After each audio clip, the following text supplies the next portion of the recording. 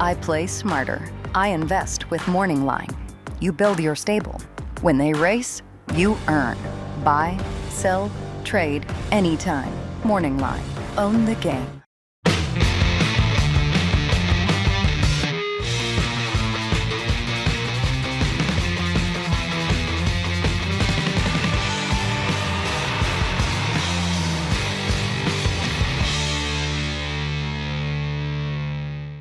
Hi everyone, David Aragona and Mike B are here taking a look at the final race of Breeders' Cup weekend. Race 12 on Saturday is the Grade 1 Breeders' Cup filly and mare turf going the 1 3/8 distance around 3 turns at Del Mar. And this, like a lot of the other Breeders' Cup Championship events on Saturday, drew a large field, a lot of handicapping to go through ahead of Breeders' Cup weekend, and you'll want to do so with the Daily Racing Form PPs. Check out one of our Breeders' Cup packages. You can save $38 of the value of everything included in these packages, both the players package and the VIP package, the latter of which includes those clock reports that will be compiled by Mike Welsh and his team to let you know how these horses are doing ahead of Breeders' Cup weekend. You can also get the all-access PPs, the players guide, and much more. Check out information at shop.drf.com or by using that QR code on screen. Let's throw up the field of 14 runners, a full field, full starting gate for this filly and mare turf, Mike, and it's a very competitive affair among the U.S. contingent. She Feels Pretty feels like the one to beat. I know our video producer is humming that tune from West Side Story right now. Bobby's been doing a great job for us behind the scenes, pulling up all these replays, putting these graphics together. Big thank you to him as we're recording this, the last of 9 consecutive previews on this Wednesday ahead of Breeders' Cup Saturday. So excuse Mike and I if we're a little bit loopy by this point. But Mike, She Feels Pretty, the one to beat among the Americans. As for the European contingent, it's pretty deep. So I think She Feels Pretty is going to have to run her A race to have any chance here. I mean, there's no doubt about it. She Feels Pretty certainly has been the best, filly and mare turf horse in the United States all year long. She's just a really, really good horse, and she's really consistent. She's got a bunch of talented European horses shipping over that she's going to have to deal with, and she's going to have to do it from a difficult post position too. Yeah, this is one of those races that was really affected by the post position draw on Monday night, as She Feels Pretty drew a tough post. And one of the horses that was favored in the anti-post wagering over in Europe, See the Fire, also drew a terrible post, stuck out in 14 of 14. So they're going to need some pretty clever rides to be successful from those disadvantageous draws. No pace projector for this race because so many of the field, so many of the runners in the field are based overseas, so we don't have pace data for them to influence the time form best pace projector. But like just going through this field, it does feel like there's a fair amount of pace drawn towards the inside. The number 2 Stellify, she's done her best running on the front end, but I'm not sure any of them will be able to get ahead of the number 7 Be Your Best if she is as aggressive in the afternoon as she's looked in her training at Del Mar this week. Yeah, that's sort of how she's been, doing her best running recently as well. They just sort of like to let her roll out to the front and see how far she can take field. So I doubt they're going to change that up in this race, David. Certainly Stellify, she's been a horse who's been, right up on the lead in most of her recent races. Feels like she might have trouble getting that position this time. Let's go through this field from the rail out, beginning with the number 1 Mission of Joy, who is going to be a gigantic price in this race. And they're trying a pretty ambitious spot here with a horse that just won a Grade 2 in Southern California, not against the toughest division of Southern California turf females right now. Mike, there was a time when she maybe had the chance to be competitive at the Grade 1 level, at least, against her American counterparts going back to the 2023 season. She probably isn't in that form anymore, and this is just a really tough spot with all of the European flavor. You don't have anything to add to that. I mean, good job by Phil D'Amato to get, not only to get her to go 1.25 miles last time, but to get another graded stakes win out of her, because it did kind of feel like maybe she just wasn't up for those kinds of races anymore. Still think she's in over her head in this race. The number 2 Stellify is coming in with a lot to prove. She has won 4 in a row, but only 2 of them have earned speed figures that would make her remotely competitive here, and they were both at Kentucky Downs. So it's a little bit tough to trust that form. And also, Mike, she's gotten pretty easy leads in her recent victories. Hard to envision that happening here with Be Your Best in the race. Just feels like too much is working against her here. I appreciate the fact that she's improved recently, even if I'm going to hold the fact that those wins came at Kentucky Downs. I'm just going to hold it against her because you don't want to make these horses prove that they can do it over a conventional turf course. Good form, really big price on the morning line, probably going to be involved early. I couldn't bet her. One of the runners coming in from Europe that's going to be a big price in this race is the number 3 at Sela, going out for Aidan O'Brien's son, Donica, as the trainer. And she's tried Group 1 company a number of times, 5 starts in a row at the Group 1 level. She has not really been competitive in most of them. She did pick up third in the Matron Stakes 2-pack. Like, even when I watched that replay, it never looked like she was getting there. She just picked up pieces. She's stretching out to the longest distance of her career. Maybe that'll make a difference, but she's going to have to really step it up. Yeah, so far when they've tested her in Group 1 races, they've actually been pretty confident in this filly, I guess, because they keep running her in Group 1s, but she's just not competitive in those races. And I don't really see any reason to believe that added distance is going to make a difference. The number 4, Village Voice, did used to be based in Europe, but she sold for a pretty hefty sum at auction at the end of 2024. I believe $1.7 million is what it took for Resolute Racing to acquire her. She was sent to Chad Brown. Took her a while to make her U.S. debut, but she finally did last time out in the Weah Stakes, and we'll take a look at that replay from Aqueduction. Like, I like what I saw here. I mean, she rated off the pace. She was about 2 wide around that far turn. She tipped out in the stretch, and it took her a little while to switch over to the right lead and hit top gear. But once she does, she runs this field down. She will be stepping up into a much tougher spot this time. But when you go back to her European campaign in 2024, she did keep some pretty good company over there. Yeah, she did. I'm with you on all this stuff. I mean, that's a good performance there off the layoff, just to get the job done, going, that kind of a distance of ground too. It's a good performance in her stateside debut. She was a stakes winner at 2 over there. She was a stakes winner at 3. She was a stakes winner at 4. And now she's a stakes winner at 5 over here. This mare's pretty good. The number 5, Jazora, is the horse that I made the morning line favorite in this race. Full disclosure, I did switch my morning line favoritism between her and She Feels Pretty when She Feels Pretty drew that far outside post position. And like, of the major players in this race, she probably did get the best draw closest to the inside for a horse that does run her best races when she can get covered up early. She produces a finish. That's what she was able to do when she won the French Oaks going back to mid-June of this year. And she beat Bedtime Story that day, who was back in this field. She did appear to be superior to that foe on that occasion. Then they tried the Prix Vermeil, where she was second to Aventure, who was second in the Arc de Triomphe going back to 2024. So that's a really good mare. They tried the Arc with this 3-year-old filly last time, and it didn't work out. I also didn't feel like she was ever in position to be competitive in that race. She was always just like behind the 8 ball, out the back of the field, never really in the mix. She's going to be getting back on much firmer ground this time, and I think that could work better for her. Yeah, the Arc last time's just an easy race to forgive her for. You don't want to hold it against her too much. And her, just ran one good race after another, leading up to that. She does have a lot of stamina. And it does feel like, she really wants to stay in her races. She doesn't have, like, when I watch her run, David, I really like a lot of her races too. It's not like instant acceleration for her once she gets into the clear. She really likes to grind these races out, going longer distances. So that worries me a little bit over this Del Mar turf course, but I have no real doubts about her quality. I think she's really good. The number 6, Diamond Rain, is a horse that didn't necessarily look like a Group 1 or Grade 1 level horse earlier in this season, but she's relatively lightly raced, and she came to hand pretty quickly when she appeared on the track in 2025. A couple of impressive victories overseas, and Charlie Appleby sent her to Woodbine last time to contest the E.P. Taylor against She Feels Pretty. And Mike, she had to work pretty hard to get on terms with She Feels Pretty, but she was taking a big run at her in the late stages, and those two drew well clear of the rest of the field. When you watch her run, she is a big filly, and she's got a lot of size to her, really leggy. We'll see how she's able to do around these tight turns at Del Mar, but she clearly has talent. Yeah, I'm a little worried about that too. But as big as she is, she's proven to be a pretty handy horse in her races too. So it'll be interesting to see what kind of trip she gets. I think the added furlong, maybe even longer than that, but the added furlong is only going to help her in this race after running really well in the E.P. Taylor last time. And I just like her overall form, and I like the progressions that she's made. She obviously, the Ribblesdale, for whatever reason, she didn't fire there. Maybe it was too much too soon, but everything she's done since then, I like, David. And that includes that other loss there at the end of last year, where she was in against a good horse in Estrange.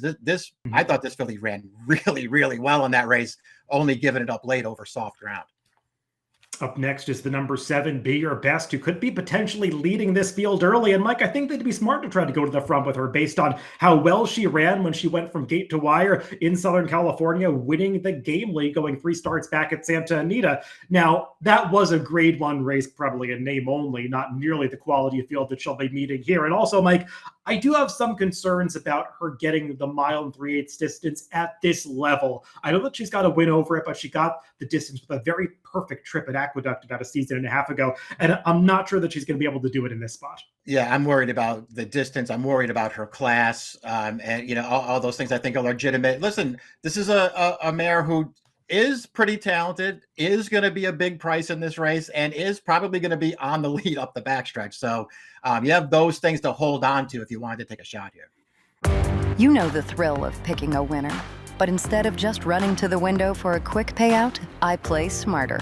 I invest with Morning Line. Morning Line is a more sophisticated way to use your skill and bankroll without putting it all at risk. Build your stable. When they race, you earn.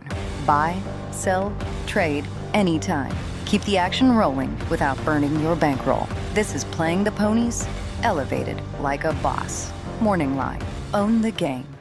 The number 8 Cathedral is going to be another big price in this race, coming in from Europe. A 3-year-old filly who's tested Group 1 waters several times. She wasn't really disgraced when she tried the Coronation Stakes at Royal Ascot going back to earlier this year. But like Atsilla, who we talked about a little bit earlier, she was really no threat to Fallen Angel, who's beaten her the last couple of times, even when she got close to her in the Matron Stakes 2 back. And she's another one that's never gone this far before. Yeah, we'll see if more distance works. But at least in her case, they went the 9 furlongs with her in France earlier in the year. She ran fine in that race. So maybe more distance is good for her. She's still a lightly raced filly whose only win is going 6 furlongs on a totally different surface. Up next is the number 9, Cinderella's Dream, who was second in this race last year as a somewhat surprising favorite. They really went for her. The bettors did last season, and kind of understand why when you watch the replay of that race, Mike, and we could check out Cinderella's Dream finishing second in that Breeders' Cup Filly and Mare Turf, because Moira got the job done. But there's a fair argument that Cinderella's Dream should have won this race. Yeah. She did save all the ground riding the rail, but she got held up in the stretch for a long time and wasn't able to kick until there was really less than a furlong to go. And even then, she almost got to Moira at the end of this race. She was flying up the rail to finish this off, proving that she can get the mile and 3/8 distance under those ideal circumstances over an American-style turf course. And I think that's the key point with her, Mike. She's a horse that seems way better over these faster, tight-turned American courses than she is over those long, expansive straightaways in England and Ireland, because you watch some of her recent races this year, and she's done well. I mean, she was a Group 1 winner in the Falmouth going 3 back, but especially the last race in the Sun Chariot, it really exposes why Cinderella's Dream isn't as effective in Europe, because they kicked for home in that Sun Chariot with like 3.5 furlongs to go. And it really brought out the stamina of the rivals, and stamina is not her game. She's got a big turn of foot on her, and when they hold her up early and kick for home, that's when she's at the best. And I do find it interesting that even despite the good form of Diamond Rain, William Buick elects to ride Cinderella's Dream instead. Yeah, no doubt. Listen, I'm a huge fan of this film. I loved her last year as a 3-year-old. I'm with you 100% that she was best in this race last year, even though she didn't win. And I'm surprised that she hasn't improved more this year. Maybe I'm just wrong about her form overall, because she is a Group 1 winner this year going a mile. But for the most part, I'm kind of turned off by her form so far as a 4-year-old. I just don't think she's really stepped forward. And I say that beginning with her first start of the year in Dubai, when she lost that Balanchine Stakes, she had no excuse in there to get beat by, and that was a hot horse at the time that beat her, but I also think a distance challenged horse. I just didn't like that loss from her. I appreciate the fact that the 2 recent mile races are good. I also don't like her race 2 starts back, Dave, and I don't know if you went back and looked through that race at all and watched it. I was super disappointed in that performance for back over firm ground, back over 10 furlongs.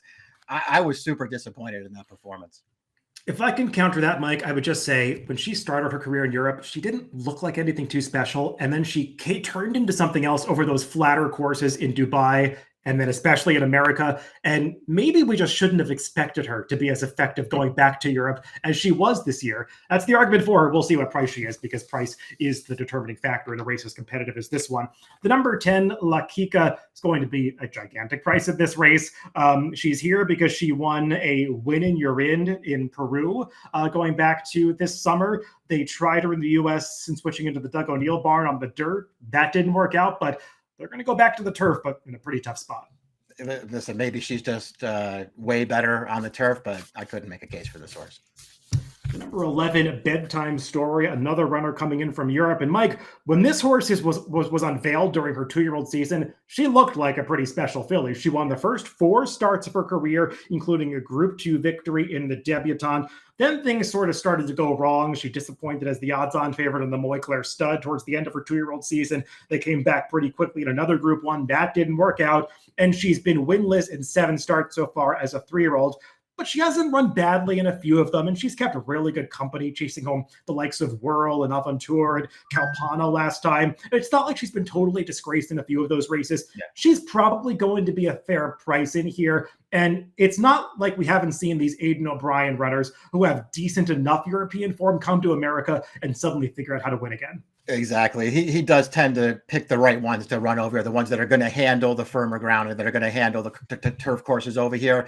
I also I'm wondering what kind of trip she's going to get in this race too, Dave, because if you watching her most recent races in particular in all the Group 1s, she's just last every week. And I don't think she's going to win this race if they try to ride her that way. I wonder if they'll maybe get a little more aggressive with her this time. The number 12, Bellezza, is another horse that started out her career in Europe, but has since transitioned into the barn of Miguel Clement and based in the U.S. now. And Mike, she's won a couple of races this season, the Sheepshead Bay and the Flower Bowl in New York, and has done it visually impressively. The problem is they were against weaker fields than she's facing here, but she did show off a really impressive turn of foot in both of those wins, and you can make excuses for both of the losses in between.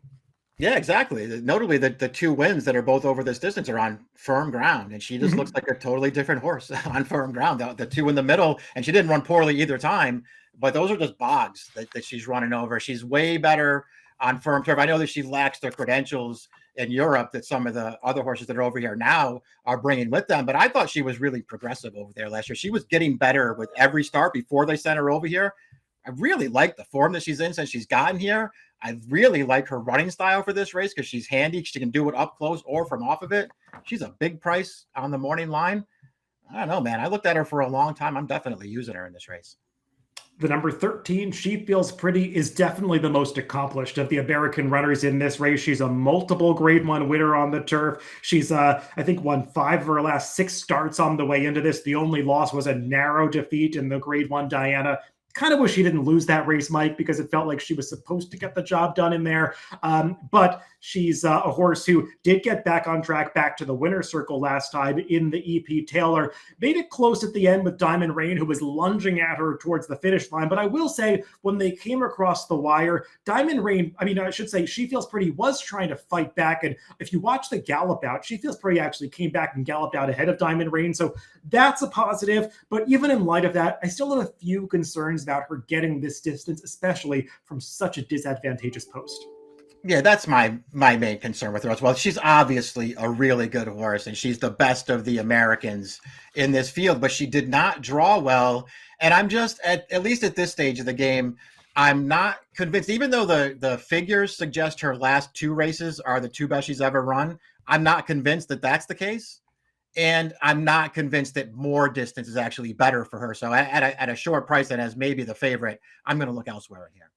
And John Velasquez, her regular rider, he does ride her with a whole lot of confidence, but more often than not, Mike, he's content to just sit 3 wide with her and rely on the finish that she has. And that really might not work against a field of this quality, especially in a 3-turn race. So we'll see how that all plays out for She Feels Pretty from post 13.